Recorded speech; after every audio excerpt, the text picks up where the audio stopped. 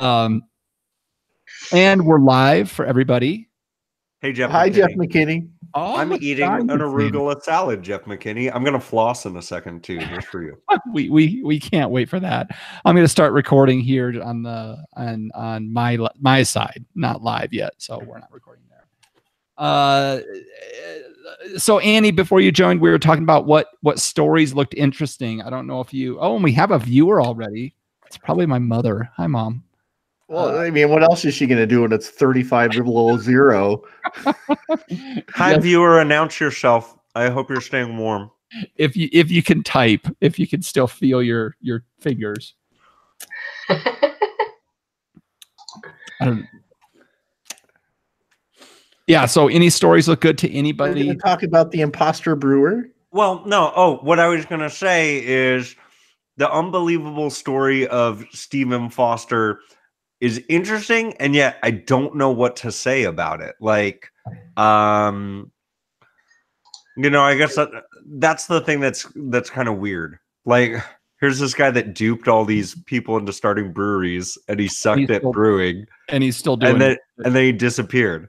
But then, like, it's just so random. I gotta think there's more than one of these guys. Maybe we should talk about it, but it's just so weird. All right. Okay. I think there's a lot of ways we can go. Yeah, also, I'm like, is Jude Law going to be playing him in The Talented Mr. Ripley, like, part 2?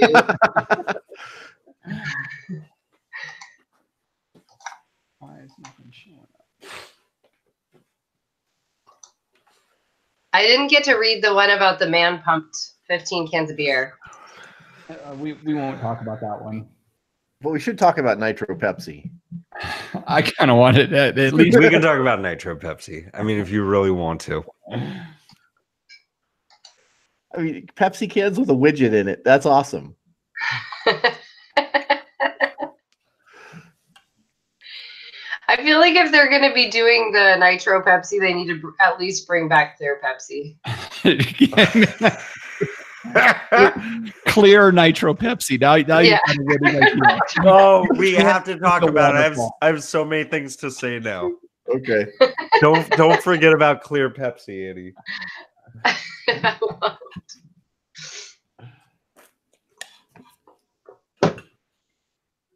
So yeah, I will say that not drinking thing for 9 months was very tricky for me. Oh, I can imagine. Were you driving almost the whole time? I did a tour the week before I gave birth to twins. Wow. And it was a bachelor party, and so of Irish guys. So essentially, is there video of that? Yeah, we took some pictures. I mean, but I picked him up at the fucking boardwalk too. So it was like they were doing like a full stags party. They had him dressed up in like the red dress and had been drinking throughout the day. And then their hugely pregnant bus driver picks them up to like go out on the bridge cruise. They're like, what is going on here? Oh, you're having a play at us, huh? Oh, this is a joke someone set up. I'm like, nope, this is what's happening tonight. Don't worry about me. I'm going to need some assistance getting on and off the back of the bus. Yeah.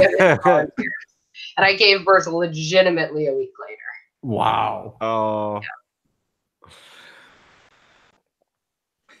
Yeah. But yeah, the everyone's like, oh, you can have a little bit of beer. Like, think about our moms. They all drink martinis and smoke cigarettes. And if I had a nickel for every time I heard someone say that, I'm like, whose mom was yours? Like, I guess some moms were doing that. Mine was not. I guess the other thing is, it's like, dude, why are you trying to convince me to do this? Like, I'm good. Well, and it's always people that have never been pregnant too. Is this an after school special that I just found myself in? Come on, bro. Yeah. A Mad Men spinoff. But yeah, so I did partake a little bit. I'd have like little tastes here and there, and then towards the end, like the day before I gave birth, I was at a wedding in Oakland, and was doing a little spritzer action with some white wine and LaCroix. if I don't have to touch another LaCroix for the rest of my life, I mean, that got really old. Yeah. Jeff, are you going to update the show note, the intro? Do I have another? I'm eating an arugula salad, man. Okay. Arugula is surprisingly good on tuna salad sandwiches. I can see that. Like, you got to make sure, like, you got to make sure that the sandwich is moist enough, right? Yes. Like lots of mayo and relish and mustard. Relish in your tuna salad? You're one Yeah. of Fuck yeah, those dude. guys. That's a thing. Yeah. You don't like texture? You don't like pops of flavor? Onion, celery, and Old Bay seasoning. Ugh. Well, I mean, no, it's fine unless it's like dry. Some people No, like they I have make the super high, I make soppy. I make soppy tuna salad. I don't know what soppy means, but it sounds gross. Yeah, it is. As long as you're honest with yourself about it.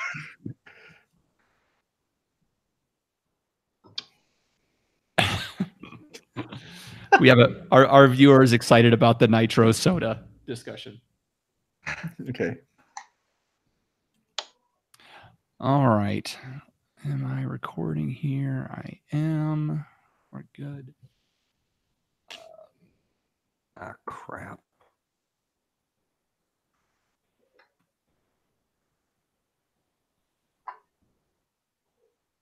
So,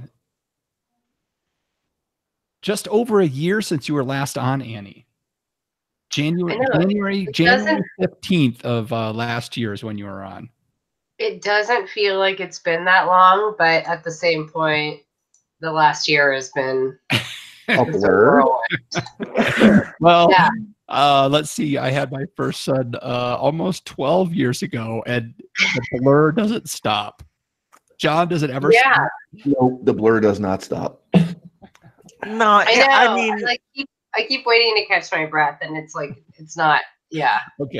It's different. How old are your kids now? I feel like everything kind of cut out. 4 months. 4 months. So you're just, your experience with time travel ended maybe about a month ago. And you're just hitting your stride of when everything gets all because are they rolling over yet? Are they crawling yet? What are they doing? They are not crawling yet. They're like doing a lot of tummy time and laughing and like a lot of like all day long. That's awesome. Yeah, they're really cute right now. But it's like a different baby, like then the cries, needs a diaper change, nurses, and then goes to sleep. Like we're up for a lot longer now, and we've just hit the 4-month regression of sleep. So it's with twins, and I'm breastfeeding full time now. Oh wow! Which is why beer is extremely essential. You got to keep your levels of hydration up. You have to keep hydrated, people. But yeah, it's like nursing. I nurse something around 6 to 8 times in the middle of the night. Oh. So it's one of those. But the good news is you're making me hurt. Yeah, well, we signed up for it. We know what's going on. Like the funny thing is, like I used to pull all-nighters, in my heyday in San Francisco, and now I'm like, oh, they come back to haunt you in a different way. Yeah. But we got a mattress topper for Christmas, so at least when I reach over to grab a twin from the, rock and place next to me, you can't hear me. It's nice. A silent reach. So my husband gets plenty of sleep. Oh, that's nice. My wife would do. She'd give me an elbow in the ribs just to make sure I was up while she was doing work. You're doing this with me. No, he's been very helpful. He does the diaper changes, which is awesome, in the middle of the night. And then he's a teacher, so he gets all these different breaks off. So it's been It's been good, but yeah, Nice. it's just crazy good. Awesome. Sure. Awesome. Do you want to talk much about being an entrepreneur and a business owner and having twins, or do you want to focus more just on SD Brew Cruise and the business side of things? Whatever. Yeah, let's just focus on like the fun. Well, not that this isn't the fun stuff, but Okay. if it comes up, it comes up. I Okay. mean, one thing that I would love to just at least drop is just some San Francisco Beer Week stuff, because I'm doing 2 special tours next week. Yep, you've got 2 your tours, right? Like you designed them or Yeah. something like that. Yeah, okay. But they're like officially on the website, which is really cool. And then briefly just about like Santa Cruz's it's like the coast chapter in the San Francisco Brewers Guild right now is blowing up, and just like the way that sort of the Brewers Guild of San Francisco has started to organize things, and is really neat. So Okay. briefly that stuff, but yeah, otherwise I'm just here to talk about Pepsi and the guy and see you guys and drink beer. Okay. All right. Nice. I wanted to ask before the show started, just so that we knew how to proceed. So appreciate that. Yeah, for sure. All right. Anything else, guys, before we get started? We're just really glad you're back, Annie. Yeah, Good man. to see you. Yeah, I'm really glad to be back. Maybe this will be our reunion year when all of us get together. Yeah. Maybe this will be the year. We'll Solomon. Yeah, I'm not going anywhere.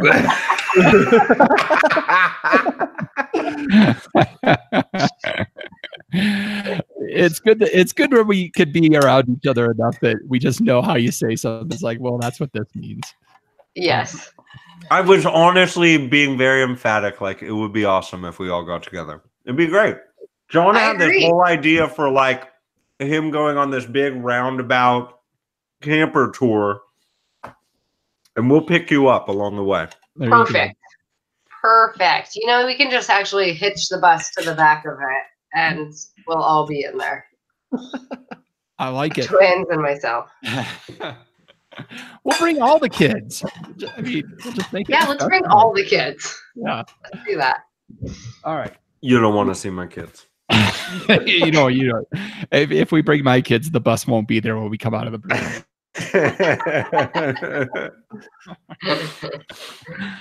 All right, let's do this then. All right, I'm showing 8:48. Let's go. Here we go.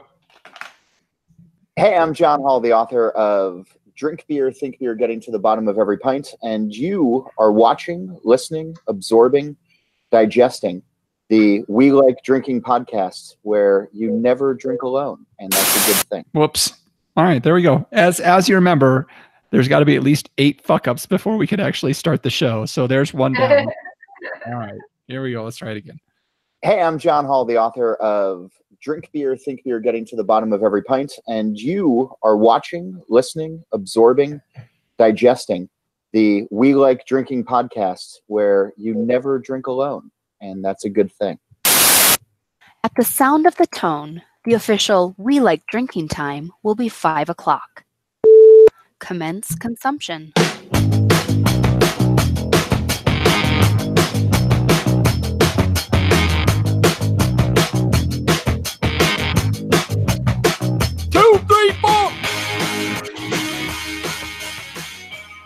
This week on the award-winning We Like Drinking podcast, episode 212, we'll be discussing Nitro Pepsi, Brewmaster Bamboozlers, and we're back on the Brew Cruise with Annie Wolf-Pautsch. So crack open your beers, uncork that wine, and let's get drinking. Drinking. All right, ladies and gentlemen, drinkers of all ages, welcome to our little happy hour number 212 of the only 2-time award-winning wine and beer education podcast, focusing on what, Jeff Solomon? Fun. You know what I was just thinking about? What's that? Dude, next week is the Regulate episode. 213, son. 213. Yes, it is. All right. Well, we'll have to see if we get some approvals to use some specific music. I think if we just use like 6.5-second clips that's at not a time. As long as we insult it, I think we're fine. We have to make commentary about it. Yeah. Fair use for commentary. I got it. Then I think we're fine. That just shout out to the One Bourbon, One Shard, One Beer podcast for teaching us that one. Dude, did you listen to the last episode of that? I believe I did. Yes. Where they're talking about the podcasting draft. Did you hear that one? No. They're talking about a podcasting draft and who they would draft first in their podcasting draft. And Kern yells out first, "I'm drafting Eccles." And I was like, this is the greatest podcast. What? When was this? And your name was never brought up. I just want to This is totally bullshit, dude. Come on, man. I'm just saying. Kern knows where the champions You lie. writing jokes 3 days in advance and just waiting? What the hell? All right. So if you like what you're hearing in this episode, apparently it's just the Jeff Show, consider helping us out by becoming a Patreon of the show by visiting welikeDrinking.com/pledge to get in on this action Jackson, people. All right. Let's find out. We've been rambling already. It's already off the chains, already off the rails, and I like that. But tonight we are joined by our usual panel members. We've got our wine blogger, our prolific wine blogger, Jeff Solomon. It's sporadically prolific. We've got our beer brewer, John Ruyak. Here I am. And I am your host, Jeff Eccles. Now, it has been just over a year since we last heard from this week's guest, the longest drought since her first appearance back on episode 86. When she first came on the show, she was single and driving a refurbished 1989 Thomas International bus around the local Santa Cruz breweries. Oh, what a difference a short 126 weeks makes. Please help us welcome the founder and head mama of Santa Cruz Brew Cruise, Annie Wolf-Pautsch. Welcome to the show, Annie. Thank you. You almost said boob cruise, and that's what I also am running right now. That's the after midnight tour. Is that what's going on? That one's a 24/7. That's a double feature too. You got to buy 2 tickets to that. Annie, I don't know if you know this or not. This is your 6th time on this show. So I think the first question is, what's wrong with you? Why? Why do you torture yourself? I can't say no. All right, Annie, it's so great to have you back. Let's get into what everybody's drinking right away because I'm curious about it. Annie, we're gonna start off with you. We usually don't start with our guests, but we want to tonight. So what's in your glass? Well, what's in my glass is what's in the fridge. I don't have a lot of time to go out and get stuff, so my husband is getting multiple 6-packs a week. So right now we're going with the Propagator Sea Hops from Firestone Walker. Nice. Always a trusted, fabulous brewery. I've been doing a lot of hoppy stuff lately, and I'm drinking it out of my Brewery 25 glass, which just opened since the last time we talked in beautiful San Juan Bautista, where the largest California mission is also. Nice. Excellent. Jeff Solomon. Beautiful town, by the way. 20 minutes from Gilroy. You can swing by. I don't get it. You never stop by. You never come around. So you know what I was in the mood for? I was in the mood for like a light, crisp, refreshing Mexican beer, but that wasn't skunky. And so what I got was in a can, Epic Brewing out of, I believe they're from Denver, Colorado, y'all. This is their Los Locos Mexican style lager with lime and sea salt added. This is my jam. It's like 4.8%, just super light and crisp and refreshing. And I think a lot of folks that are into a lot of like those really light, like Goza style beers might really like this one as well. Super Bowl Sunday's coming up, and I think this would go great with some award-winning guacamole. So that's what I'm into. Award-winning guacamole. Where can I find that recipe, Jeff Solomon? Well, if you were a patron of the show through welikedrinking.com/pledge, I believe it's at the, what is it, like the $12 level, you get my award-winning guacamole recipe. Jeff says $5. I think that's a deal for $5. Jesus, bargain. I may as well start donating.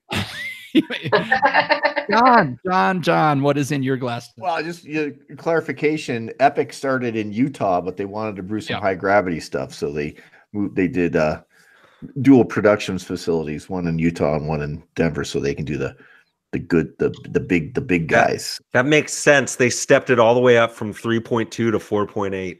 There you go. Yeah, but they brew some pretty good imperial stouts. They make. I'm sure they do. Good job on this one too, guys. So I pre-gamed with Stone's Tropical Thunder. And it's pretty tasty. Kind of weird to get mosaic hops in a lager, but I like that. I got a couple of cans of that on a mix 6. And I'm going with the tried and true. Popped open a can of Guinness. Oh, nice. It was very unfriendly to the high altitude and came out the top of the can, so I was a little bit disappointed in that, but so I'll drink the remainder of whatever 14.9 ounces are left. All right, I'm breaking the trend here. I'm going with a little of the wine. I've got this 2013 Chateau de Montrachet. So this is the Montelly. This is a Pinot Noir out of the Burgundy region of en Francais. This would be a Côte de Bon region. It looks like Coca-Cola. Man. I mean, this is really light in color, but it is all kinds of old world stank and funk and forest floor and tomato leafy. It's there's even almost like a little bit of coffee in this. This thing's delicious, and I'm loving it. What year is that? So that's pretty young? Or 2013. Oh, wow. 6 years. That's it's hitting its stride right now. I mean, you could go longer with this one, but I didn't want to wait. Well, it's interesting. Like the color is just insane from our angle, and I know things get washed out, but it looks kind of like rusty. Yeah, that's a good description. Almost, I mean, it's looking hella dark on the screen, but it is not. To me, it looks like I said, it looks like flat soda. It's coming in like a nitro Pepsi in my. We're so big. The We Like Drinking podcast is so big. I've got some Super Bowl advances of the nitro Pepsi. Just don't tell anybody. Oh, nice. Hey, so I did want to ask, how much is that Burgundy right there? How much did this one cost? Yeah. I want to say this was around 40 or so. It wasn't too bad. I love when people say, "Oh, it wasn't too bad," because I'm like, that kind of sounds like it's not like your entry level Burgundy there. Like that's. Let's say that this was payments for some wine work completed, so it didn't cost me anything but time. Okay, well, how come nobody's offering me shit like that? I'll do whatever you guys want. Because you're not a ¡1 draft pick in the podcasting draft. That's why. Apparently not. I'm a 2-time award-winning podcaster and a guacamole champion. You don't get paid that much for harvesting one Zinfandel grape. You guys. All right. So let's do this. Welcome to the show. It's like we've got our sister on the show, and it's just everything's it's like a family reunion going on here. All right, so let's get into the show here. Let's kick it up a notch, and let's get into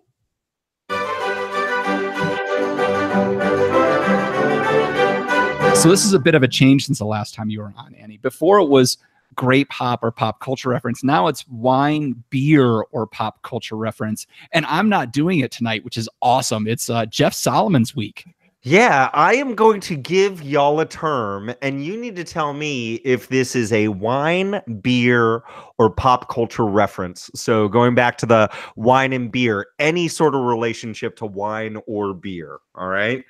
The Okay. term this week is Stockdale.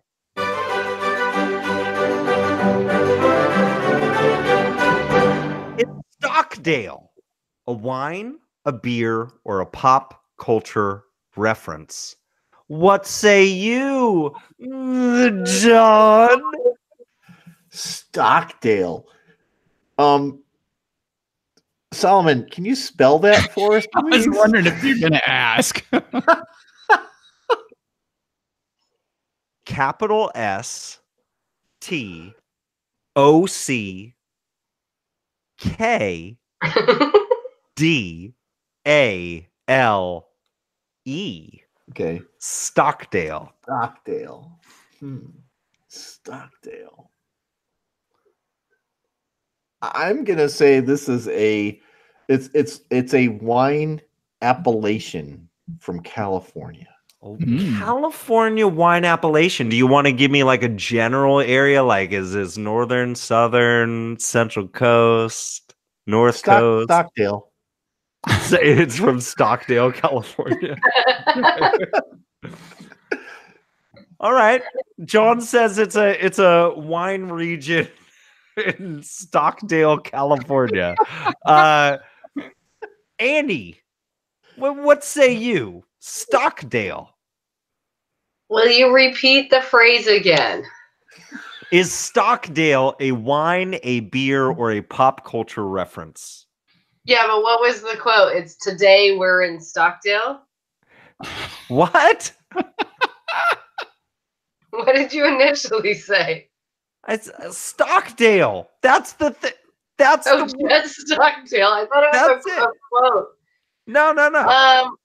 I am gonna go ahead and say it's a pop culture reference to some sort of horse racing. Annie says that Stockdale is a pop culture reference having to do with horse racing. Okay. Jeff Eccles. Stockdale. Stockdale it's been trending lately. Stockdale is a pop culture reference, and it is the name of the dude that sells garlic wine on the side of the road in Gilroy, California. That's his last name. So wait, is that it's Jim Stockdale, garlic wine entrepreneur.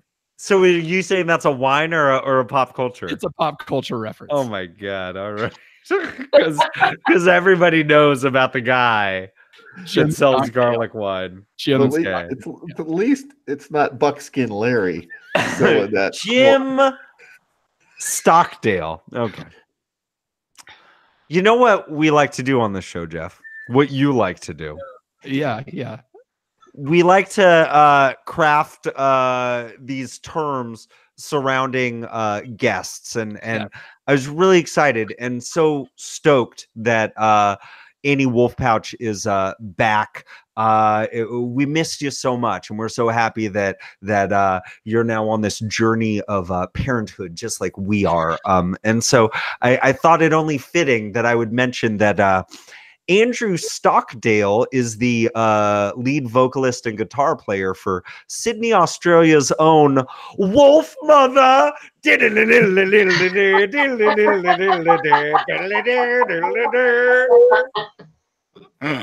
Stockdale is a pop culture reference. So that's amazing, and I love Wolf Mother, but clearly I don't know the names of the lead singer. And I just looked it up today. So Annie and Jeff, good job. John, as always, bear luck next time. Stockdale.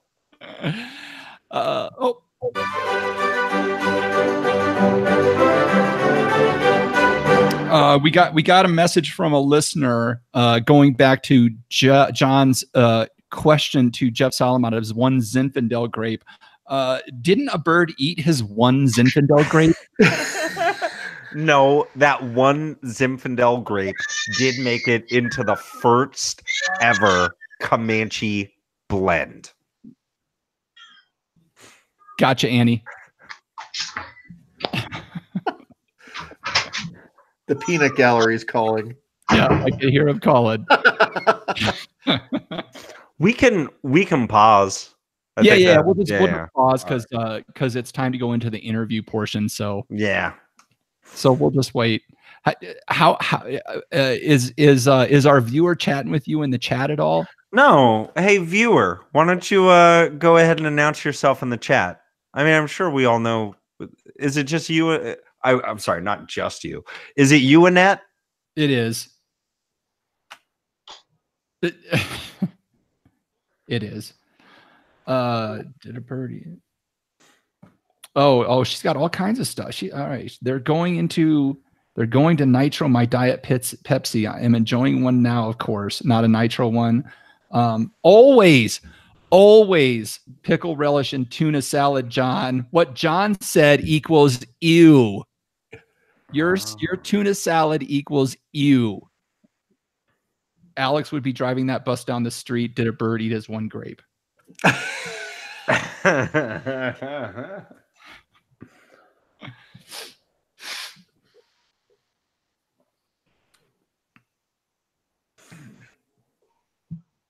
loving this episode so far. This is fun. We're all over the place, but just relaxing with this Los Locos. This is really nice. Have y'all had this? I have not. It's really good. Most of the epic stuff I have is what Don was talking about, the big beers. Okay. All right. Oh, my mom is cross-stitching, so she can't type on the computer. Oh. But she can type on her phone. No, you press your nose against the button and then you voice record. I've been there, man. Who hasn't been in the midst of like a cross-stitching situation? Cross-stitching fury while listening to it, watching a podcast. You gotta text your son about his podcast. That's right. We hope you're staying warm, Annette. Yeah, we do. What's the temp right now where you're at, Mom? And we're leaving this all in the show. Just a heads up.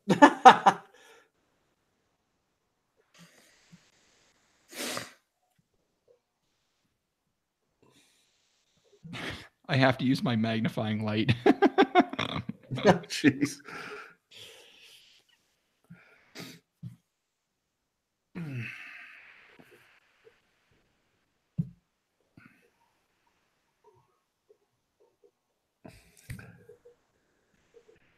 You know, when Solomon asked if your mom was in a place where it was really cold, I'm like, it's Iowa. Been through this. She's been through this 25 times. Not like this one doesn't have. This one's pretty brutal, but yeah. Yeah, man. Like if it's on the news. God damn. If they got room to talk about, this along with all the other stuff that is usually on the news, like that's so pretty brutal. Well, Colorado never made it to the news when it was 25 degrees below zero on, a handful of mornings in February every year. Real temp equals -23 right now. There you go. Wind chill. So that's going to put the wind chill probably down in the 50s or 60s below. That's pretty cold. Rough. It's pretty chilly. Try skiing in that kind of weather. Oh, holy shit! I've done it. You go up to the lift, you come down once, you go inside, you warm up for half an hour, then you go out and do one more run, and then you come back inside, and then you're done for the day. Pretty much 4 runs done. Oh, it's impressive you can get 4, man. Because you can't take a deep breath in that cold of air.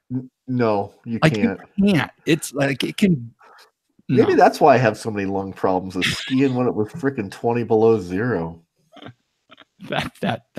You know what? We went on a ski trip with my ski club when I was in high school. We went to Stowe, Vermont, and it was literally 25 degrees below zero. And they had one lift open, so they didn't have to give us our money back.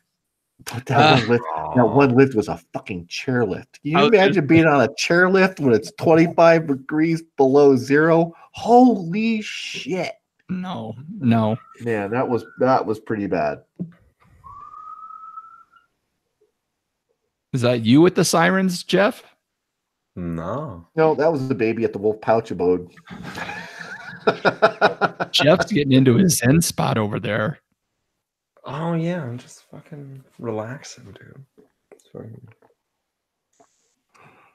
Do you remember that one like Mitsubishi Eclipse commercial, like with the girl sitting in the passenger seat, like surprised by her dance moves, go like this? She's married to the bass player. It's like, what's going on in this commercial? She's like,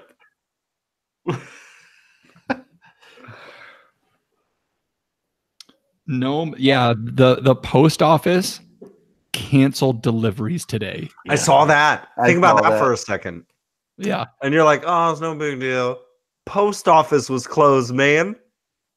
I did see a clip of a meter maid out in the streets in Chicago.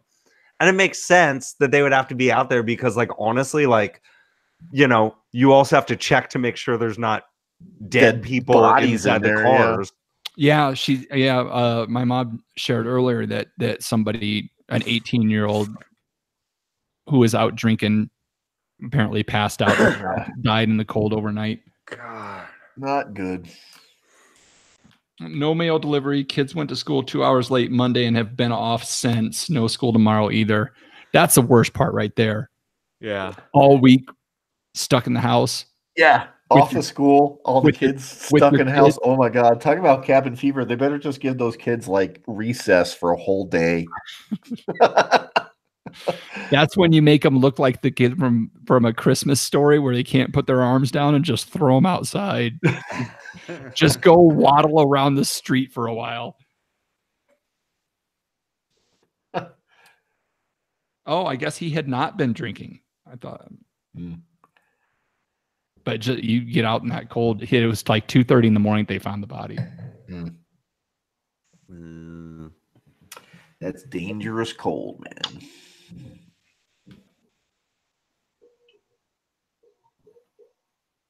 That was an interesting article that Kara shared about it, where it kind of explained what it is. Oh yeah. Well, she was saying she had to explain to like her, because she and another girl share a contract. So Kara teaches 3 days a week, and she was explaining to this other girl, like, or she was saying like, hey, I'm not going to be there today, but you should mention to the kids, like, you know, this polar vortex, because it seems pretty intense. And then her teammate was like, yeah, so much for global warming. And I'm like, oh, and Kara starts texting me. She's like, what do I do? My teammate thinks that this means that the Earth's not getting warmer, and I'm like, I don't know. Like, and I mean, that's the reasoning why they don't call it global warming anymore, right? I mean, that's why they call it climate change, because of that exact. But it's like, you know, it's I don't know of anybody who doesn't understand that the Earth is warmer now than it has been at any time in our recent history. But and there might be warmer than it's been in the past. But like the thing is, there's, you know, and that's why I'm saying recent history. You know, I'm perfectly fine listening to somebody that wants to have a debate about whether or not, you know, human beings are contributing to it or not. I will disagree with folks that say that we don't have an impact or that there's nothing that we can do. But I'm okay listening to that. But like when somebody is saying like, no, the Earth's not getting warmer. Well, it's like, well, you're not looking at data that's in front of you. You know, like that's the part where I'm like, come on. Like, we can have plenty of like rich discussion about like, what do we do with this information, but it is what it is. And it's these are things that we need to account for. So I just think it's weird, like somebody denying that the Earth's getting warmer is like just kills me. I'm not going to deny that, but we're still not as warm as we were in biblical times. Still a full degree Celsius cooler than we were in the time of Jesus, and that's a scientific fact. The people who say, "Well, the Earth's going to dry up," that's just bullshit. The water's the water's not going to disappear. It's just going to fall in a different spot. But I mean, that's not the issue with global. As far as anthropogenic global warming, there's absolutely nothing we can do about it, and this is why. It doesn't matter if we reduce carbon emission or CO2 emissions. It doesn't matter. The only thing that will solve this is less people, because more and more people are going to demand modern conveniences. More and more people are going to have refrigerators. More and more people are going to have TV sets. More and more people are going to have computers. Every one of those things generates heat. And you talk about a butterfly effect, but it all adds up. So if it doesn't matter if we go 100% solar, it won't matter. Back in the day, before there were no solar panels, all of that heat from the sun went into the earth and got stored and released by nature at different times. If you take the contact of the sun's rays away from the actual surface of the planet and you move it to different places, buildings, solar panels, roads, all that other stuff, it immediately radiates back into the atmosphere and warms up the atmosphere. There's not a damn thing we can do about it. But okay. So the one thing I will push back on is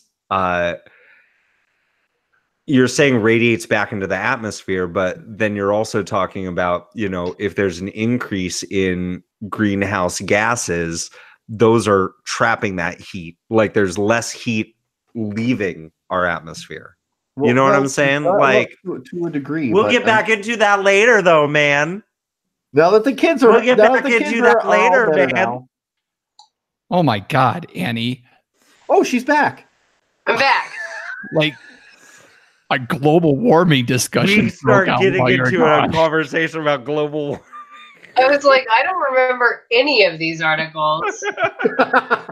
we paused it. We need you here. You're part of our mojo. I'm back. I had to turn down the old sound machine in the baby's room. It was like I was on the deck of the Deadliest Sketch in there. I'm like, ocean waves to the next level.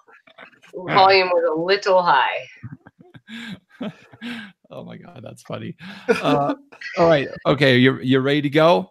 Ready to go. Well, there you go. That's the title for the show. Deck of the Deadliest Sketch. Yeah, because it's always good to have a title that no one will get. Well, you got to listen to the damn show. Had to be there. Won't even make the final cut. Turned into a crime podcast. Sweet. All right. Here we go. All right. That was awesome. Great job, Jeff Solomon. Good job, Andy. Victor, sharing a victory with me, sharing the points. We get to mock John because he doesn't know anything.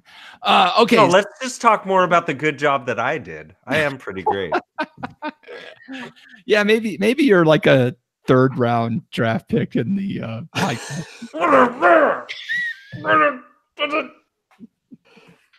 Rattle.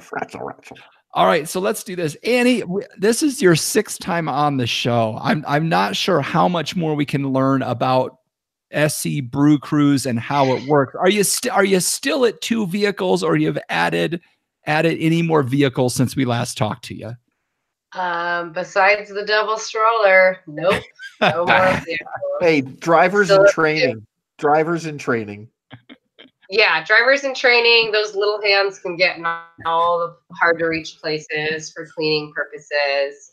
Do they honk the horn a lot while you're driving with them? Because I'm sure you just drive with them strapped to you, right? That's the same. Yeah. Yeah, and I just wear like a big hoodie so no one knows they're under there.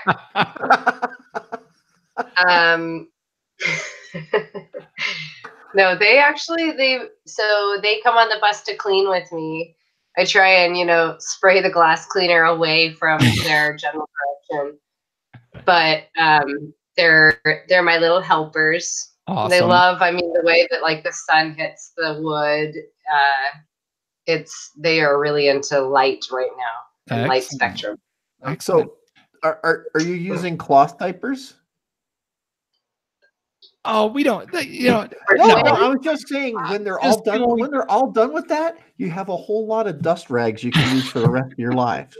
So, Annie, if you think back 120 weeks to the last time you came on the show, what has happened in the Santa Cruz craft beer brewery scene? What have you seen evolve over your time as the head mama at SC Brew Cruise? Well, so a lot. So the last time that I was on, I was talking to you guys because I had just launched Slow Boy, which has done really well. So the VW bus has been out. Although I just saw last week advertised Santa Cruz, one of our dispensaries, has an identical VW bus to Slow Boy out doing weed deliveries. Oh, God. It's trademark infringement. It's ridiculous. So I need to do like a Parent Trap post of sorts. I'd imagine that causes quite a bit of confusion then, right? I'm sure. No, serious. It's the exact same bus. Like when I saw it, I was like, what the hell is Slow Boy doing moonlighting as a weed delivery business? But no, so since then, Beer 30's second location is almost done. Fruition is in the works. Woodhouse brewing and blending and brew. We just call them Woodhouse, but basically another brewery is just about to open here in town as well. And then the San Francisco Brewers Guild has gotten really tight with the Santa Cruz chapter. So you're just seeing all sorts of collaborations happening. And this year for San Francisco Beer Week, there's a lot more going on. So it continues to explode. Santia Darius was just ranked like the 8th best brewery in the world. So things are continuing to be, the spotlight is still on Santa Cruz for the awesome beer scene. How many breweries do you have potentially on your tour now? I have 14 breweries that I go to, and then 6 different tap rooms, and then we'll add 3 more in the next, 6 months or so. Oh, wow. So a lot. Awesome. And then there's all the, other places that are like, we've got 6 local beers on tap. Can you stop at us? And it's like, of course, like we can stop there, but those are more for like charters versus the actual tours, just because. And we lost a brewery this year. We lost Santa Cruz Ale Works. Oh no! Sadly. They Mark, the head brewer there, used to work at Seabright and was sort of one of the, I think he was like the 3rd or 4th brewery in town. So he's been in it for a long time, and he decided he was ready to retire and let everyone else sort of take the reins. So yeah, Santa Cruz Ale Works is no longer. It became some like biotech firm or something. Oh, do you do a tour there? Do y'all just roll up there anyway? Yeah. Just knock on the door. Yeah, definitely. Oh, Brian, one of my favorite things to do is just pretend that I don't know that it exists, and so like be really excited and do the whole spiel, and then bring guests to it, and then like, hey, this is weird, and then take them all around the back and just like kill like an hour or 2 trying to get into the spot. John Ruyak. What? Any questions for Andy? Or are you just along for the ride? Or are you just in the back of the bus? Well, I'm in the back of the bus, but well, you mentioned something before about a San Francisco thing going on. San Francisco Beer Week. Yep. So, yeah, elucidate. Yeah. So San Francisco Beer Week. I gotta say, hold on. Great question, John. Fantastic. Well, it's nothing like tagging onto somebody else's comment. So, Annie, do you have anything? Are you participating in San Francisco Beer Week in any way, shape, or form? Oh, sorry. Was that your question or John's? It's hard for me. Guys, sorry. Let me do this. Okay. Andy, you mentioned the San Francisco Brewers Guild, and I think SF Beer Week's coming up soon. You don't happen to have any sort of tours going on there, do you? By golly, I do. What? Elucidate. Yeah, I don't know where. I'm hallucinating that you created a new word. So, sorry, there is a baby crying again. So 2 tours for San Francisco Beer Week. One that explores South County, so leaves from Berger and Aptos, and we're calling it Hazed and Confused instead of like Hazed and Infused because, truth be told, a lot of the breweries were confused when hazy IPAs became such a thing, and sort of, have become all the rage. And so we're doing a Hazed and Confused tour, not to mock it, but just to satisfy the needs of what everyone's into. So it's a tour of all the hazy IPAs in South County, which was really sweet because a lot of people in Santa Cruz don't get all the way down there, and we're hitting up Corralitos Brewing, Elkhorn Slough, and Ranch Milk, which is one of my favorite little stops. It's a gas station in Watsonville that happens to have a ridiculous beer selection on tap, and then also gets regular deliveries of Russian River bottles, so Pliny and Blind Pig and whatnot. It's like Solomon's running shop that became a running shop / tap room that's now just a tap room. Exactly. I do have a legitimate question.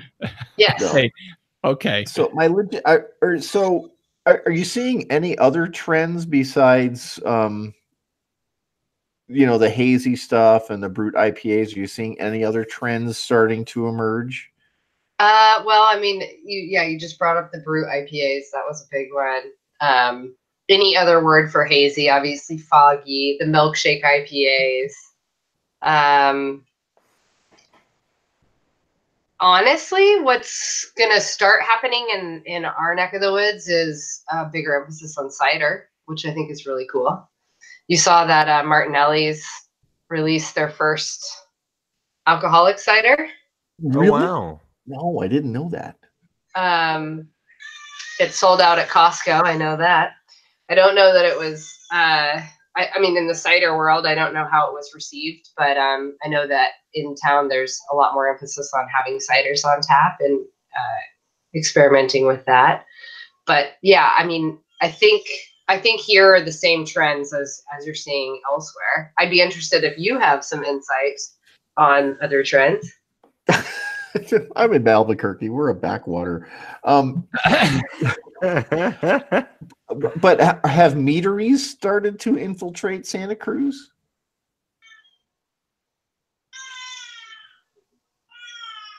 Hello? Did you hear that, Annie? Uh-oh. Annie, can you hear us? Hello? Annie. Can you hear us? Uh-oh. Did we lose her? What's up? Did somebody hit a mute or something? Yes, I'm here. Can you hear us? No, everything just froze. What's up? I'm sorry. Okay, we're all back? Yes, I can hear you right now. Okay. Perfect. Okay, John, ask your question again. So I was wondering if meaderies are starting to infiltrate Santa Cruz. No, we do not have any meaderies here. Interesting. It is interesting. Business opportunity for all our. Oh, I'm sorry. I should let Jeff Solomon tell people how to run their business. You know, I suppose you could start the first ever Santa Cruz mead tour. I don't know if the bus would go anywhere, but it'd be cool. So, like if it breaks down, just call it a mead bus. So, Annie, you were saying you've got two tours. The one is the hazed and confused. What's the other tour that you've got going for the? Other is exploring IPAs as well, but yeah, more of the like tropical milkshake IPAs, and it's called the Tiki Tour. That one actually is really fun though because it starts at Hula's Island Grill downtown, so it does include a cocktail before you go and have some tropical and milkshake IPAs. Excellent. Always good to lube them up before you put them on the bus. Always good to drink a scorpion before you go chug some brews. Are you gonna put an umbrella in my beer glass? So I have actually seen that at a brewery before. Oh no! And it was like, oh my. I'm curious though, Andy. You said a lot of the brewers were confused on what a hazy IPA was. What were they confused about? So they're not confused. It's more that that they're confused why hazy IPAs became an actual like style. Like that everyone became obsessed with hazy IPAs. Okay. Do you need to take care of anything? I do. Yeah. Okay. Go ahead. Continue the talk about global climate and.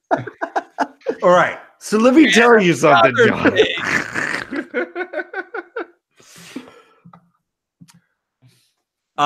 But you did bring up a really good point, John. I'm actually not an active member of the National Science Teachers Association currently. It's just because it's been a while since I paid my dues.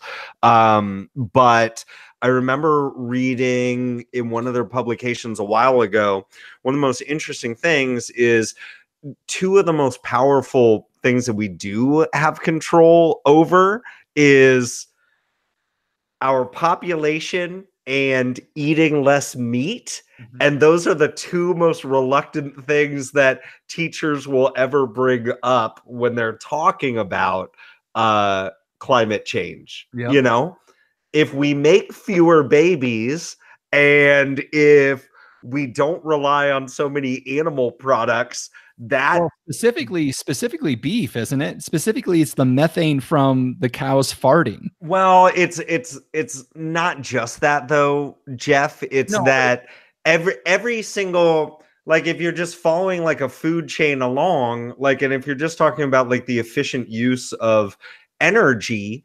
if you're just thinking about like all the producers, only about 10% of the energy that they actually make from the sun gets passed on to the next level of consumers that are feeding on them. Gotcha, okay. And any intermediary consumer along the way, you're talking about supporting not just this plant matter, but this animal life, and then this animal life, and then this animal life along the way.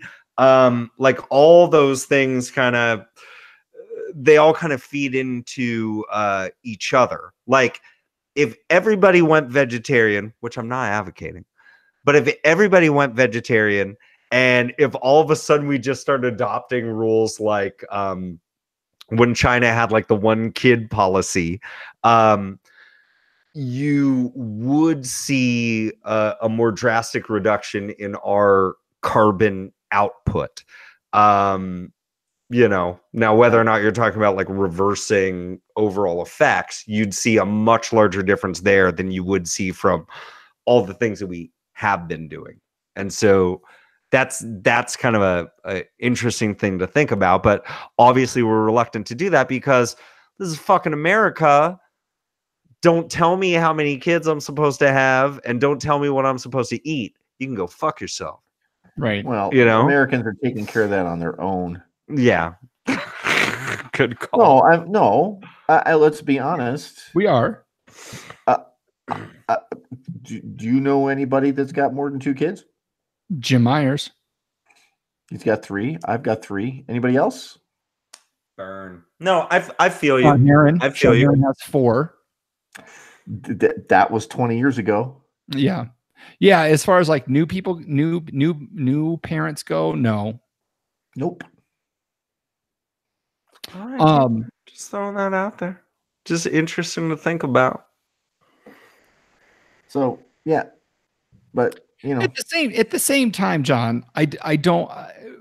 You bring up valid points, but at the same time, I don't think we should just. I don't like the attitude of, well, there's nothing we should do, so fuck it. that's not what I'm saying. I know but it's not, but as a group, as humanity, as more people crawl themselves, and they do, and they should, and they have we have a moral obligation as humans to other humans to let them crawl out of poverty. Mm-hmm. They're going to want things, modern conveniences that are going to continue to drive global climate change, right? Because energy and the dissipation of energy causes heat. And so here's the thing about that. And this is what we saw in China. And it's interesting with what we saw in China. If you look at China, you do not see telephone lines, because they came up at a time where they primarily adapted. They were in the cell phone technology time frame, and so that's what you see a preponderance of, right? So you don't see those things. But what you do see is a massive amount of coal fire electrical and stations, right? And so as we see India come up, as we see Pakistan, as we see these other countries that are coming up, coming out of poverty, if we can be starting them off in a more eco-friendly energy system, I think that is a valid use of time and money. I won't disagree with that, because a lot of that coal-fired pollution comes our way and becomes acid rain. Right. So yeah, you're not gonna get an argument from me there. But we can't do that unless we are investing those dollars in making that technology less and less expensive. Well, there's a company in England that's trying to develop lead oxide based solar cells. But on the other hand, a lot of this solar technology requires rare earth mining. And here in New Mexico, we have the 3rd largest deposit of rare earths, and our legislature, our government, won't allow those rare earths to be mined because of environmental concerns. It's going to destroy the landscape. There's a certain amount of damage you have to accept in order to move other things forward. Mm-hmm. I agree with you. So cutting off the nose to spite your face. Mm-hmm. Yeah, we need to do these things. New Mexico is highly dependent on fossil fuel extraction for its tax base, but we're okay with a shitload of oil wells and the things that go up and down like the bird that sips water out of the cup, right? But we can't stomach a surface mine in order to develop solar technology. Makes no goddamn sense. Yeah, you're right. That doesn't make any sense. No, it doesn't. And gotta say it, gotta develop nuclear energy. Yeah, dude, I'm all for it. Gotta do it. Oh, but everybody's so scared of nuclear But energy. That's the thing. That's Fukushima in Japan. That's like a once in our recorded history event. You know what I mean? And that's the stuff that people right? Well, okay. Why did somebody think it was a good idea to build nuclear plants in a very highly seismic active area? That makes no sense whatsoever. But yeah, I mean, it's something to consider. But who would have thought that you'd have a 9 point? Was it 9? Like 8 point something, yeah. Yeah, and so it's like we've never recorded that before. Yeah. You know, like you can't engineer. You can't build something that will tolerate a 9 Richter earthquake. Yeah, and so it's just I mean, nuclear is safe. I'm sorry for the couple of us that here's the couple of folks that thing. watch us on YouTube that are upset about this. I'm a hippie and I'm telling you that nuclear energy is safe, guys. But you need water to cool the core, and that heat's got to go somewhere, and that coolant water's got to go somewhere, and that heat's got to go somewhere. So wherever you're creating energy, you have to dissipate heat. Mm-hmm. All right, John, I'm with you. And what's the supposed United Nations project to get the Earth down to like 500,000 people? Or well, I think we are probably pretty happy around 3.5 to 4 billion. We're at 6 something now, but we're almost at 8 billion. We're almost at 8 billion. That's I mean, I think population estimates top out at about 12 billion before just people are going to start to starve. That's just the way it's going to go. Yeah, sorry. I mean that is there is a reckoning that we're going to have to come to as a species. And that's why people need to quit being afraid of GMOs. Like that's why we're developing these things, so you can grow shit in places that they wouldn't normally grow.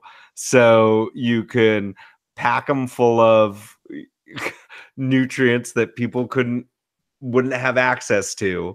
And there isn't a difference between selective breeding and laboratory genetic modification. I'm a little leery of gene splicing, but that's fine. You can be leery of it, but that's okay. The Chinese have already solved the problem. We're all going to die from brain cancer everywhere anyway from all these freaking microwaves that we're absorbing all the time. You think I'm joking? What was that? I had a lot of fun looking at cancer mortality rates with my class the other day. We have this really neat program with all this data already pre-plugged into a graphing tool, and then you can like pull and put things into different things. And so like it's interesting to see that lung cancer falling, skin cancer falling, breast cancer, and these are mortality rates. Breast cancer falling, prostate cancer precipitously falling. And then what you see on the increase is liver cancer, pancreatic cancer. And they're kind of trying to like reason through it. And I'm like, don't you get it? This is a good thing. People used to die of lung cancer before they had a chance to get pancreatic cancer. They used to die of these other things before they got liver cancer. You know what I mean? So it's interesting to see that people are living long enough now to get these other cancers that they wouldn't have gotten before. And we're getting to a point where whoever's watching on YouTube, that's fine, whatever. My sister has metastatic breast cancer. It spread like to her bones and to her brain and everything like that. She's going to live a really long time on the therapies that she's on right now. You know what I mean? Like, and so it's just really, it's neat to kind of see that, you push other problems out, you solve other problems, and then new ones rise up. And on some level, it's a show of progress. Mother Nature will find a way to kill us off.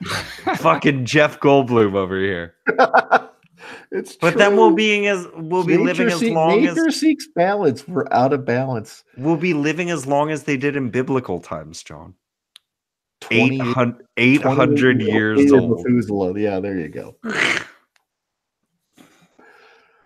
No, what's really I'm sorry, Eccles, but what's really telling is that in certain places insect populations are starting to crash. Not just That's seeds. nuts. Puerto Rico, Cuba, Central America, they're noticing that lizard populations are just plummeting, and these are populations that depend almost exclusively on insects. Why do they know why? They don't know. Because the Roundup? I don't think they're using Roundup in don't Puerto Rico and yeah, Nicaragua. it was the when you started naming those countries, they weren't the countries I was expecting you to be saying.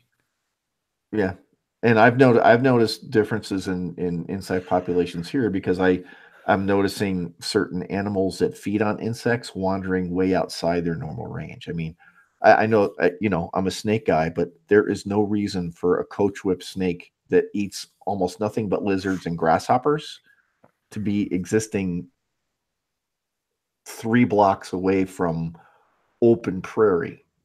Those animals are out searching for food. So that's weird. Let me bring it back to so you brought up some Central American countries, right? When you were talking about insect populations crashing, and then we were talking about, or I'm sorry, when we were looking at cases of Zika and mosquito-borne illnesses starting to spread north, and a lot of folks are attributing that to warmer environments, so having a larger range. Is it possible that what you're seeing is these populations are just way less dense, like they're spreading out further, and that's why? Possible. I'm not quite sure. I haven't done all the reading on it, but I will say I think insects will, they're pretty genetically malleable, so they'll figure out a way to repopulate themselves. But it's still kind of strange that insects are that's pretty that's like a keystone species. Like when you talk about the protein bees, change starts there. Yeah. Sorry, guys. No, we get into the craziest conversations, dude. We've got 2 after parties recorded. Thanks to your baby, Jamie. It's probably all those. It's probably all those illegals coming from South America in the caravans. We're spreading disease to the insects, and that's what's going to wipe out our species. You know what? I'll tell you what. We'll that's a sore subject with me, but I challenge Jason, our buddy Jason, to come to New Mexico, and I'm going to take him to the border where all those people have died. And he's going to see why we need to build a barrier of some sort, because it's humanitarian for people to know they can't come through at that spot. Rather and have them go somewhere where they could possibly survive. I frequent those areas. There's nothing for 30, 40, 50 miles. And when I say nothing, I mean no water. The only water is fouled cattle tanks. And you think it's humanitarian to tell people to trek across the New Mexican desert and into the southwestern United States when they're just gonna die? That's dumb. I told him I would take him there, and he'll see why it needs to happen. Welcome back to the We Like Drinking podcast. Hey, everybody. I am not a Trump supporter, but we need border security. Anyway. All right. What the hell were we talking about when we were going to talk about some booze news? Were we done with the Annie? No, we weren't done with the interview. That's right. I don't think we were done yet. We were talking about brute IPAs and meaderies. I'm not as eloquent, and I can't. I'm not sleeping, so I can barely think. Me staying on tonight was really just an excuse to drink beer and see you guys. So edit whatever you need to out. Oh yeah. So I think you had just talked about the second crew, the Tiki crew. And then there was a question about brewers being confused about why hazies were popular, but I think we talked about that. And so I think we finished that, and that's where we were. So did anybody have any other questions for Annie specifically? I did. Okay. Yeah. All right, so I'm going to bring us in, and I'm just going to go straight to you, Jeff, and it may be a horrible transit. Okay, so I'm going to insert the audio is what's going to happen. So when I edit it. Okay, so do we want to all come in with the laugh? Yeah, because that's what happens. Okay, so I'm going to clap twice, and then we're all just going to laugh, and I'm just going to say, and then I'm going to take it to you, Solomon, okay? Okay. All right, here we go.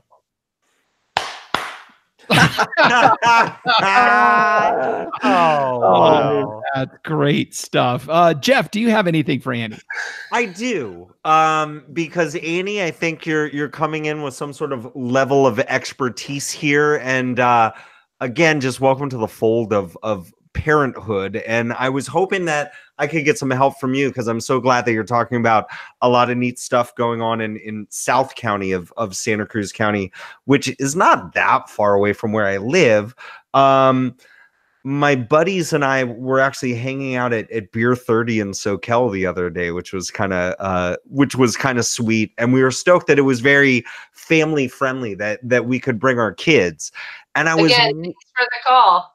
You know, I know. You know what? I kind of assumed, I'm like, I'm sure Andy will just show up if I'm here. I was there all weekend on tours, so I don't know what day you were there, but yes. So what I was wondering was, like, knowing these breweries and knowing these spots, are there other family-friendly breweries and tap rooms that you would recommend people frequent if they're coming to Santa Cruz? Yeah, I mean, pretty much all breweries are family and dog friendly. Although it's funny that you brought that up, because I have a friend that took it upon himself to write a couple Yelp reviews on breweries that he really loves. But so a bunch of us are new parents. We all had babies within like 3 weeks of each other. And so he's a new dad, and he decided that he was going to write reviews on Yelp on breweries that don't offer the koala care system. Oh yeah, hells yeah. Jesus, like, this is what you're doing with your time right now? He's like, well, I mean, have you ever tried changing a baby on a brewery bathroom floor? And I'm like, yeah, I have, and I've done that. So I mean, I guess he has a valid point. I just don't know that he needs to, take it to a Yelp review. But most of the breweries, in my opinion, because since I'm just newly back on or off maternity leave, but I was on maternity leave for about 3 months, and you better believe that after 9 months of not drinking, that's where me and the twins were gracefully drinking beer mid-afternoon, usually when not a lot of people are around. But the family-friendly aspect of Beer 30, it's like all the time, and like there's kids running around on the gravel, and children's birthday parties I've seen there, which is hilarious. Oh wow. But the other breweries are beer friendly or kid friendly in the sense of, like, you'll see them until about 7 p.m. Mm-hmm. And then children start to disappear. Some of them don't have the koala care system set up. But I don't know any brewery that's not kid friendly, or you don't see mothers, particularly like new mothers. There's a lot of breastfeeding happening at breweries. It's the seedy underbelly of motherhood. I have to say, I'm sure they're listening. To the parents that had their kid's birthday party at a brewery, you are winning at life. Like, you are leading a righteous life, my friend. That's a wonderful thing, I think. I mean, and baby showers. Like, when I was pregnant, I saw like 2 baby showers at Nuvo while we would be there on tours, and it's like, that's all right. All right. Okay. All right. Yeah. All right, Annie. It has been wonderful having you on the show. We're going to move on with the rest of the show, unless there's anything we missed plugging. Oh, of course. I am so bad at the social media stuff on this stuff. If people are looking to follow you on the social medias, it's going to be at SC Brew Cruz, CRUZ. Is that correct? It is correct. And also you can find me just on brewcruise.com because about a month before I gave birth, a dude came up to me at Elkhorn Slough Brewery and told me he's been hanging on to brewcruise.com since I started the business and that he'd be willing to let it go because he decided he wasn't going to do anything with it. So now I finally own my URL again, just brewcruise.com. Nice. Oh, that's awesome.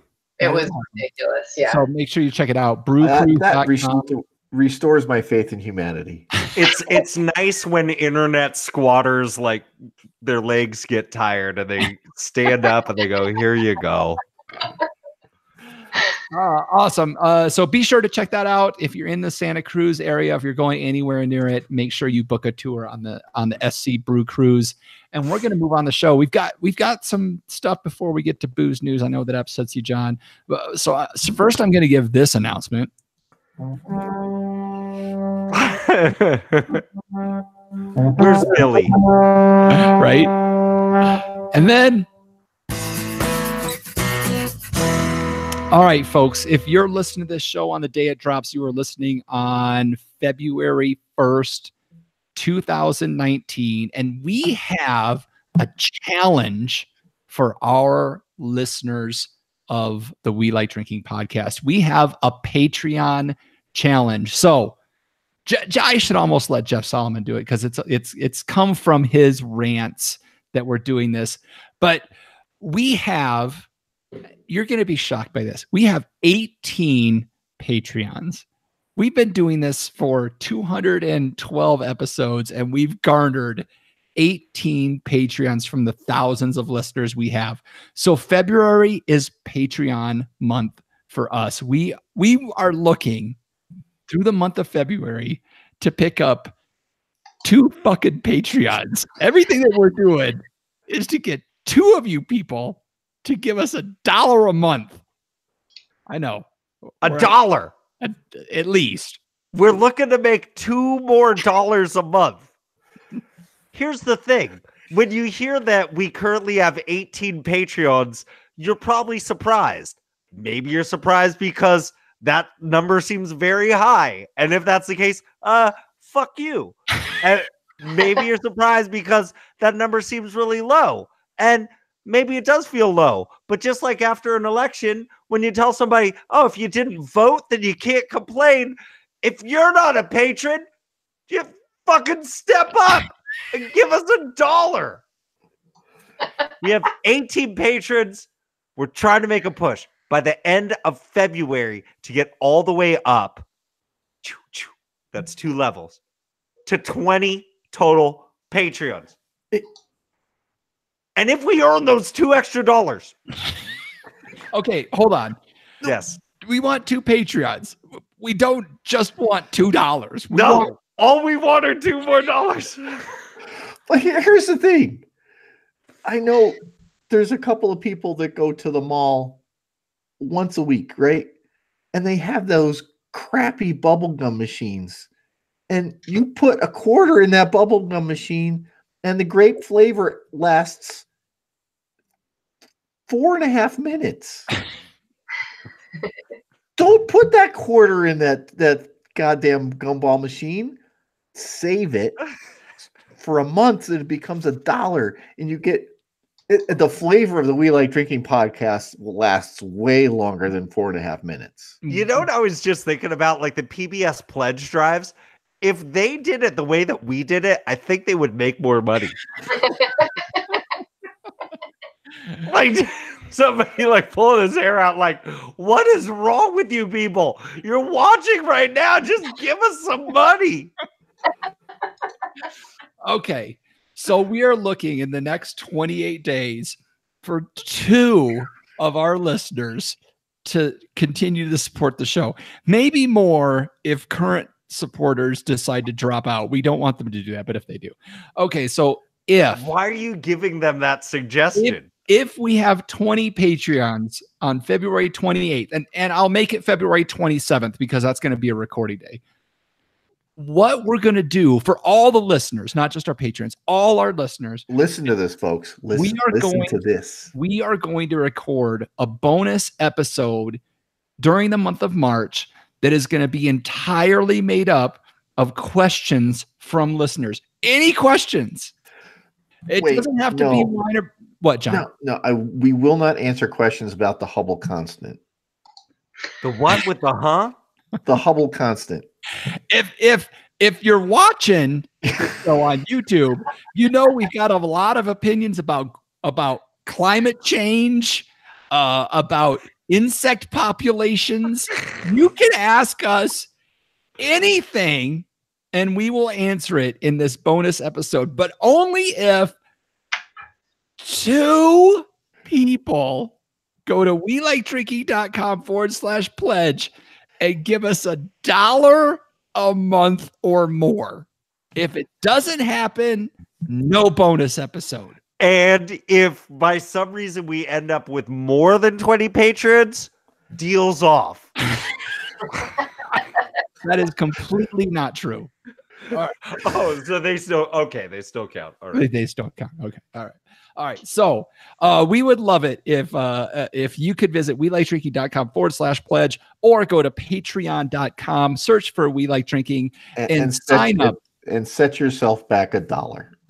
And sign up to get the bonus episodes, to get the Jeff Solomon guacamole recipe, to get the John Rudiak coconut porter recipe, to help us decide on what we drink every month. You could make us drink Four Loko if you wanted to. All kinds of benefits come from being a patron. What, John? Why did you say that? Because the word is not make. It's we get to drink Four Loko, and I'm never offering it up as an option again. That's why. Okay, so that is on. That has started. We'll continue to update the numbers, the pledges, how many patrons we have each and every week through the month of February. But now we're going to get into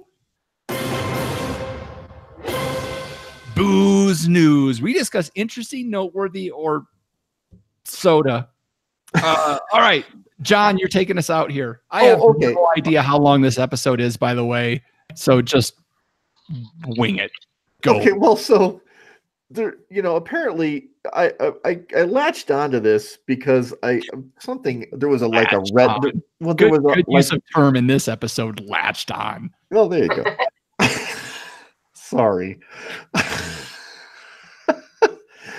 I in my news feed on my phone, I get a news feed, and there was some Reddit string about this guy who has been posing as a brewer in a bunch of different places, and apparently his name is Stephen Foster, and he goes by a couple of other names, Stephen C or something like that, and something else, where he just cons these people into hiring him as the brewmaster, or he'll actually go to small towns and actually convince people with money, entrepreneurs, to open up a brewery and hire him as a brewmaster. But apparently he sucks and he doesn't know how to brew beer, and he's been doing this for 10 years.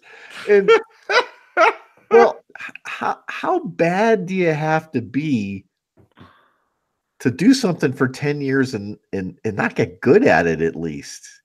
I mean, apart from the fact that he's conning people out of money and all this other stuff, it's just weird. And it's, there's a couple places, particularly in Florida. I guess there was this place called Bay 81 or something like that, where he just kind of ran them into the ground. A couple of these places have just closed up shop completely.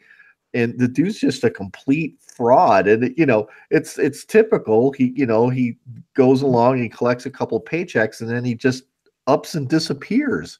The dude's he's married, he's got kids, and all of a sudden he's just, yeah, we're out of town. The posse's after me. So it's just kind of strange that this actually occurs in, it's not a small community, but word gets around for this kind of stuff. And it's just kind of odd that this. Yeah, but I think that's why he's been spotted all over the world, right? I think he comes in, he burns bridges, and then he goes somewhere. I mean, this is a con artist, right? I mean, this is how con artists work. This is just a con artist that's working in the brewing industry, right? It's bizarre that he's like a compulsive like brewmaster imposter. And can't brew. Like, you do something for 10 years and you still suck at it. Maybe you should do something.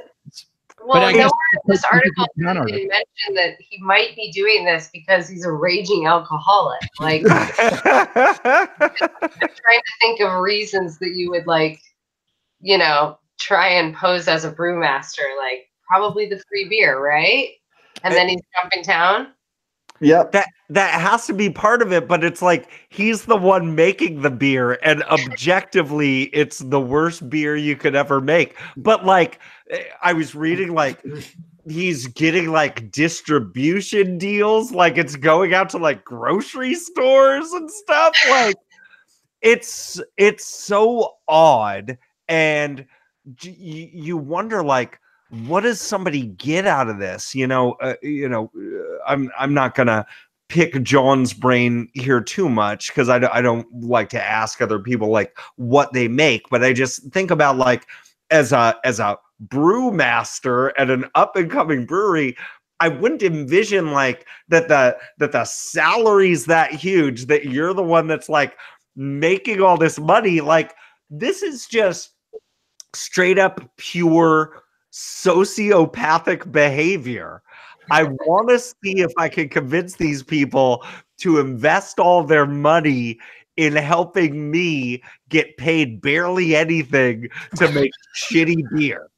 Well, here's the thing. I mean, there was apparently he, goes into some of these smaller towns and makes friends with these entrepreneurial types that don't understand the beer business and don't understand the economics of the beer business at all.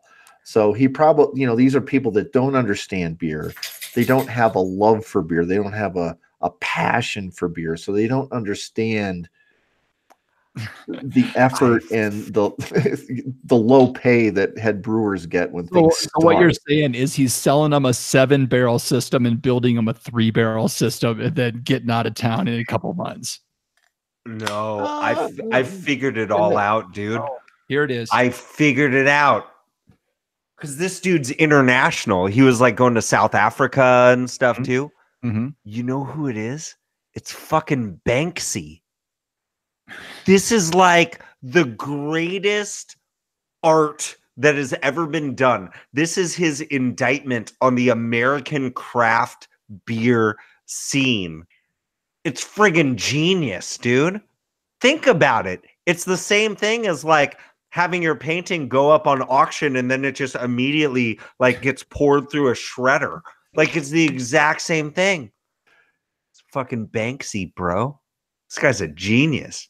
Well, exit through the beer shop. He is a genius in the worst sort of a way. The thing that, and we discussed this, we were talking before the show about talking about this article.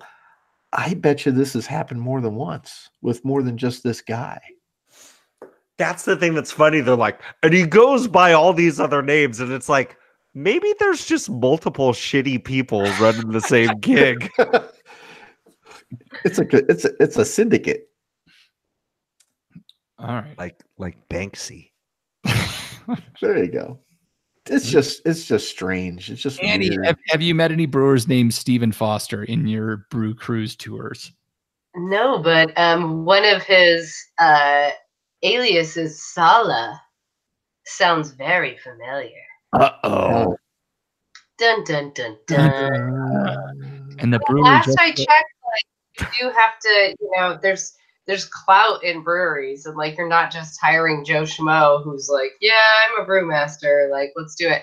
It seems like this guy was convincing people to start breweries versus approaching breweries and like getting jobs. It's strange. Also, the wife and kids in tow, and then there was mention at some point of him leaving chickens behind. That's his calling card. He's a chicken behind. That's where you get him. True detective. That's where you get him. Is the chickens. Focus on the chickens. There you go, Solomon. Maybe it's that's one of the ones you had for dinner tonight because it was so stringy. It was a fake chicken. God, that was the worst. I had the worst chicken ever tonight. I'm so sorry, everybody. It was awful. Random story we've ever talked about. All right. Anything else on Brew Me If You Can here? Who's gonna play this dude in the movies? All right. I don't know. I don't think there was a picture released, was there? I don't. And so, like, here's the thing that a lot of this is alleged, ladies and gentlemen. It's like Reddit threads, and I know there was somebody that did something on a talk radio show about it, but like it's a lot of like anecdotal, like, yeah, this happened to me, this happened to me. I'm waiting for when this guy really does get caught and like the real information like really starts pouring out, because this is juicy. This is like who is the wine forger guy? Rudy Kaniawan, that guy? Yeah. So it's like that level. Like that's what we're. Well, it's actually not that level. I think Rudy made a lot of money, but yeah. Okay. All right. Thanks for that, John. Oh, you're welcome. Okay. So, folks, we have Jeff Solomon on the show, who is a huge lover of Big Sugar. He loves the sodas. You wait a second. No, that's not how I'm introduced. Now we've talked a lot about nitro in beers, nitro beers. We had a whole episode on it. PepsiCo is set to there. I should say they're just playing with the idea. It's in development, but look for Nitro Pepsi to be distributed at some point in the near future. Nitro Pepsi, they even showed it and it looked just like a nitro beer with the color and the cascading foam, except it's a soda. So just because Jeff Solomon is such a huge proponent of Big Sugar and soda, I thought we would talk about this. So nitro soda, John Rujek. I want to try it. I really do. except I'm not a Pepsi guy. I'm a Coke guy. So oh God. So this is egregious. I'm sorry, man. I prefer Mexican Coke. I don't want them to build any barriers. I like real sugar. I don't want them to build any barriers if I can't get any of my Mexican real Coke. cane sugar. Like anyway, yeah. No, I want to try it. I mean, why not? Like I'm just curious as to where this idea came from. Was somebody like having a Guinness and you're like, could we do this with soda? And that's where it came from. But Annie, are you a soda drinker, and are you down with a nitro soda? So I didn't get to drink sodas growing up. We were like a no soda family. So I don't really have a lot of experience with soda, but I think, so many folks come on and get really excited about beers on nitro, or they call them nitro beers because they don't actually know what is happening. So I would imagine that Pepsi probably is jumping on, appealing to like a craft soda crowd or something. I don't know. I don't know where the marketing is going there, because I don't think that it tastes better. I really think it would taste a whole lot worse.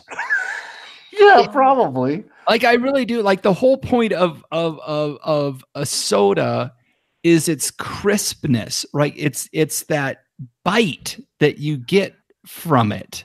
Yeah. And for it to have this mellow, creamy characteristic, to me, I don't get it. But Jeff Solomon, you look like an outpatient at a crack facility right now. You want to get into this. Hey, man, I've denied you of it. So the soapbox is yours, my friend.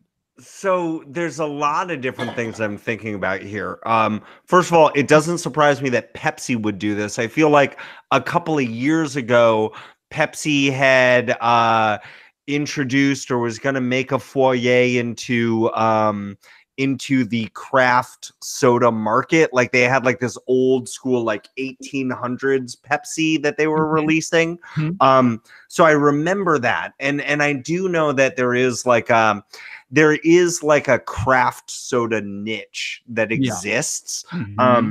I remember my sister when she was in college, she would only drink Jones Cola. Do you remember Jones? Oh yeah. So Turkey and gravy? something like that. So I can understand that there's this segment that you could go for.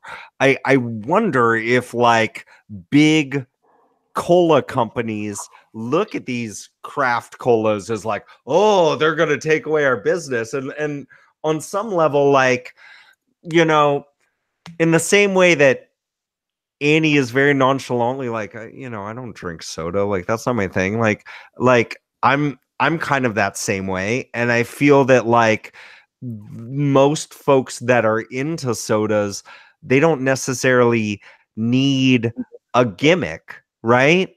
You're a Coke person or you're a Pepsi person, just like you're a Bud person or you're a Coors person, And so I think on some level, it's like, I think it's interesting. I think that you might get some crossover from somebody who's really into craft beer or spirits or even wine saying like, I have to try this. I've never had a soda on nitro before. I'd like to know what it tastes like. But God, I don't know. Like there's so many, I have so many feelings about this. Jeff, I'm sorry. When you're talking about a soda being crisp, I don't know how often you drink soda. I don't drink soda very often. If I do take a sip of a Coke or a Pepsi, and by the way, I can taste the difference, that's for sure. But I will say this, they're all just like cloyingly sweet to me. Like it's not refreshing at all. You know what I want to drink after I drink a soda? Some water. Like, and I want to brush my teeth. I want to do all sorts of stuff. So, I kind of feel that way too. At the end of the day, I don't care if you're a Coke, if you're a Pepsi, you are a sugar delivery system. And if somebody wants to be all hoity-toity, like, oh, I only ingest my sugar on nitrogen, you go ahead and you be that person. But I know your game. You're caught up in the sugar to prison pipeline. That's what you are, dude.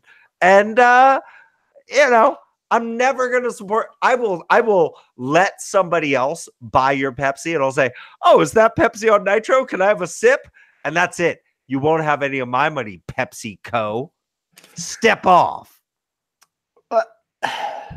I think it's a generational thing. You guys are, Annie and Jeff, you guys are a lot younger than I am. And my kids don't drink as much soda as I did when I was a kid. But to Eccles' point, yeah, the bite, an ice cold Coke is refreshing, and Coke isn't dead sweet like Pepsi is. Right. And if you do it right, they say people take the paint and the rust off of their cars with Coke, but you can kind of brush your teeth with a Coke. If you do it right, you can kind of swish it around in there and kind of clean your teeth. You kind of brush your teeth with a highly carbonated soda. And that's what I meant by crisp. I mean, you're looking at a huge, a super high acidity level and a ton of carbonation. And that's where I was going with the crispness. I will say, if you're going to drink a soda, it's got to be on draft, or as they say in the McDonald's, on fountain. But it's got to be out of like an extra wide McDonald's straw, because that makes it the belchiest of refreshing sodas. Like you can't have a sip of a soda out of a McDonald's straw and not just belch your face off. Sorry, go ahead. Go ahead, Annie. I just like if this is the little nitro thing in the can, and not that they're actually serving Pepsi on nitro. Like this is, if they're serving it in Taco Bell around on nitro, this is going to cause such a shit show for the line. For them pouring Pepsis on nitro.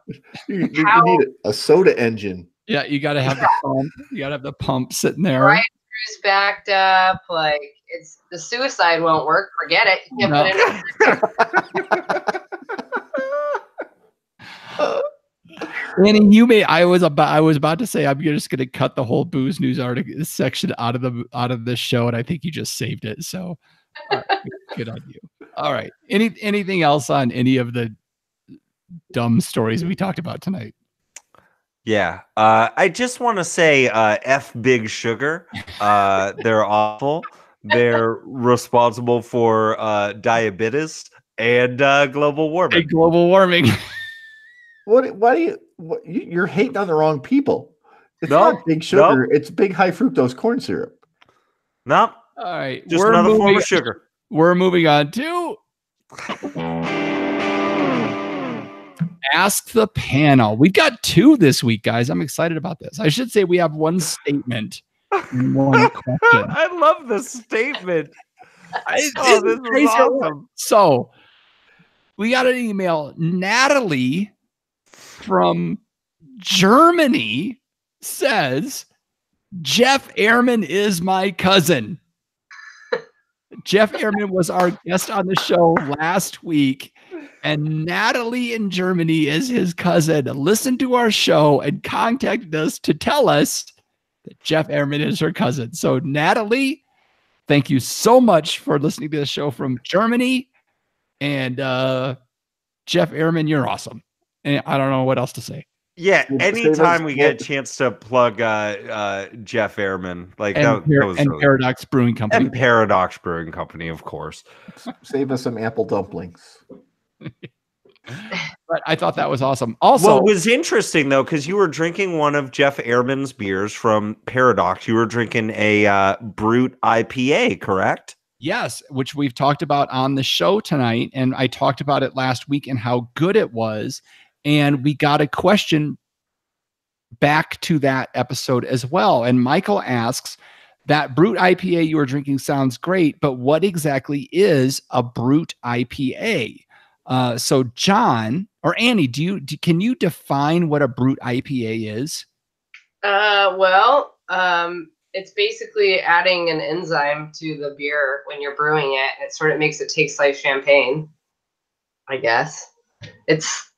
You add it after, I think, the fermentation round, and it kind of makes it dry and dries it out a little bit more. Yeah, dries it out basically.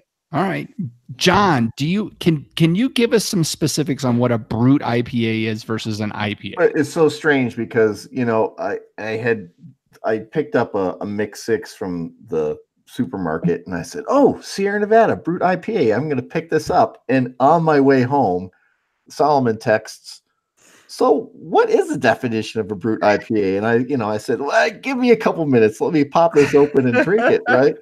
So I did that, and so yeah, there is an enzyme that they add to drive the residual sugars down to just about zero. It kind of, post fermentation breaks up the sucrose or the maltose that's left in fermentation, because you can only get so low. The yeast can only do so much before they just get tired and fat and sink to the bottom of the fermenter.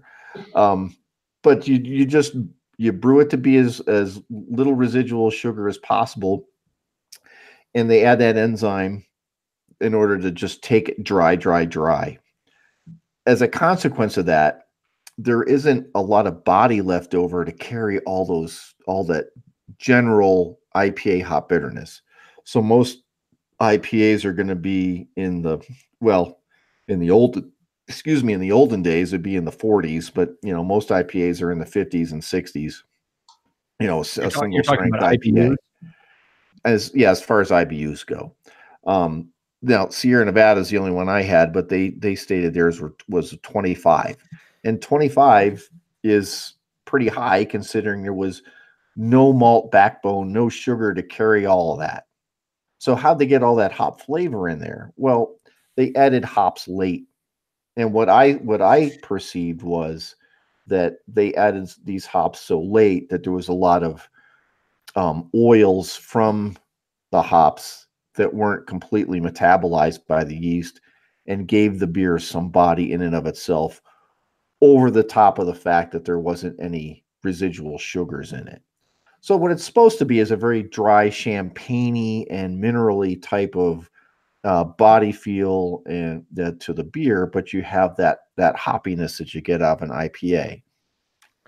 Yeah, so it was funny. I just happened to be at a bar when I was reading that question from Michael about brewed IPAs, and I look up and there's one of those like untapped like boards up there with all the beers, and I saw that they had a brewed IPA at this bar, and I asked the bartender, I'm like, hey, I see you got a brewed IPA up there. I'm like, I've been seeing a lot of these lately. I'm like, what makes a brewed IPA a brewed IPA? He goes, I don't fucking know. We just sell a lot of them. And so that's why I was hitting up John. And while I was waiting for him to get home and try his own, I was looking up some stuff too. And yeah, it seems like the big thing is that enzyme that they use. Nobody named it. It's called pectalaminidingdongolase. And so apparently this is an enzyme that is sometimes used with like super higher strength beers like your Russian Imperial Stouts and your triple IPAs to try to get more alcohol out of that high level of sugar. But those ones are never fermenting dry. So apparently if you do this to like a lower gravity IPA, that's going to take it all the way down to 0. And yeah, it's going to make it as dry and crisp as a Coca-Cola, Jeff. Did you order one, Jeff Solomon? No, I didn't, because he's like, I don't know, we just fucking sell these things, and he like just pours a little taster for me, and he pours one for himself, and we were like tasting through it together. I was like, oh, okay, I think I know what they're going for. And then I didn't order one. It's not my cup of tea. Oh, if I want a beer that tastes like champagne, I'm getting the High Life. I think it kind of, well, I mean, it's okay if you just want to highlight, hop aromas and stuff like that. It kind of defeats its own purpose. It's not really an IPA at that point. 25 IBUs, that's just a straight up pale ale. Mm. And you're using like super light malts, right? Yeah. I mean, it's really, yeah. So base malt only or something like that. Yeah. All right. So do you think that then, like, I mean, this is what's happening where you slap IPA on something and then it sells? You just throw IPA on a stout, and I think people are now obsessing over categories, and everybody loves IPAs. Oh, here's this new style of IPA I never heard of. And it seems like they're just going to extremes, and they're just doing they're making these one-note IPAs. They're juicy, or they're hoppy, or they're high alcohol, or they're the one I whatever. had some complexity to it, but yeah, but let's be honest, IPA is still almost 40% of craft beer sales. So it's a marketing thing. It's 80% of the beers that I drink. That's for sure. Yeah, I would probably put myself in the same range. All right. We need to somehow get porters into like the 25% range. Speaking of porter, National Porter Day. Yeah, that's coming up. It's coming up. When is it? I don't even know. I invented it. I should. I thought it was the first to second last Friday in February. It's one of them. I think it may be the third or second. I think it's the second Friday in February. We better figure this out, Monday. considering that we own that day. Yeah. We've been squatting on that website forever. All right. Well, if we're talking about all our failures, it must be Last call. Last call. Last call to the most random and all over the place episode we've ever done. So that's right, folks. It's time for you to break out your phones and figure out how to help support our show. You can follow us on social media. On Twitter, we are We Like Drinking 1. That's the number 1 on Instagram and Facebook. We are at We Like Drinking. Or you can join our private group on Facebook known as The Tavern by visiting welikedrinking.com/tavern. Annie Wolf-Pautsch, where can the good listeners find you again on the social medias? Well, hopefully I'll be back here on National Porter Day. But on social media, you can find me on SC Brew Cruise. That's Instagram, Facebook, the website. I think that's about it. Out in the real world. If you live in Santa Cruz, you can find me on the streets. Not me. Rolling hardcore on the street. Rolling coal. All at SC Brew Cruise, BREWCRUZ. Yes. All right. Jeff Solomon, if the people want to leave a review of our show, how do they go about that? Hey, man, search up our show on Apple Podcasts and leave us a big fat 5-star review. It actually won't be hard to find us because we are now... We just out-survived and we outlasted right at the fork. We are now the #1 beer and wine podcast on iTunes. Thanks to y'all. Thanks to me and my persistence. We made it. And also, if you just search up wine, I believe we are now number 27 and we are number 36 in beer. We are creeping on the come up. So anyways, find us an Apple Podcast. Leave us a big fat 5-star review. Tell us how conceited we are. We know. You can also, if you want to pay us for what we do, you can visit us at welikedrinking.com/pledge and find out more information about becoming a patron of our show and to help us from... You keep threatening to shut down the lights here, Jeff. Help us get our goal of 20 Patreons. That's $2 extra a month. You could contribute half of that right now at welikedrinking.com/pledge. You can also find the show notes for this episode with all the links to the stories or mentions we had at welikedrinking.com/podcast. Or if you're on your phone right now, just swipe right. Unless you're on a iPhone, then scroll down and poke. Yes. Scroll and poke.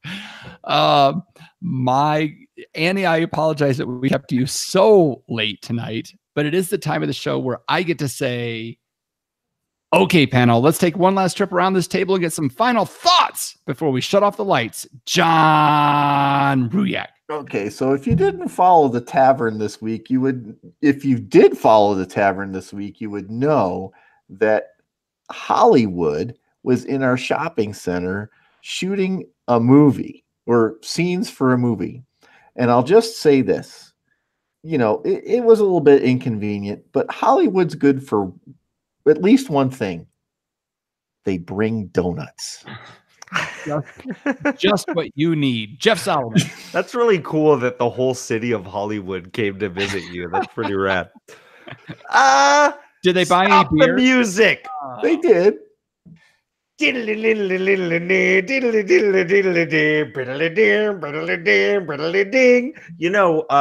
Guitar Hero 2 was good for something. Bring the music back. All right.